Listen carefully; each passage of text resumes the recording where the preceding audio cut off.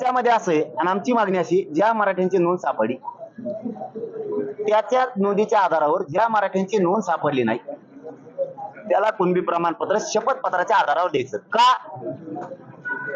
तर त्याचा ज्याची नोंद मिळाली त्याचा व्यवसाय शेती आहे आणि त्याच्या सोयऱ्यांचा पण. सगळ्या सोयऱ्यांना का द्यायचंय? तर त्यांचा रोटीबिटी व्यवहार पण होतो, व्यवसाय पण एकच आहे. फक्त त्याची नोंद सापडली नाही म्हणून शपथपत्राची गरज आहे.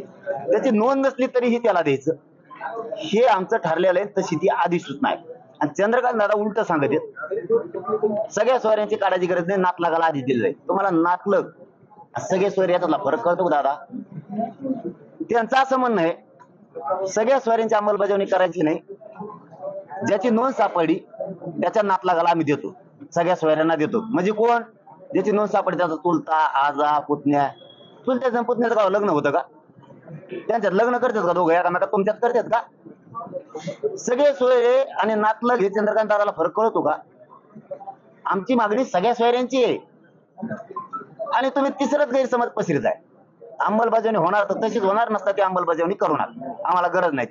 आम्ही ओबीसीतून कसं मिळवायचं ते मराठी बघतो. धन्यवाद.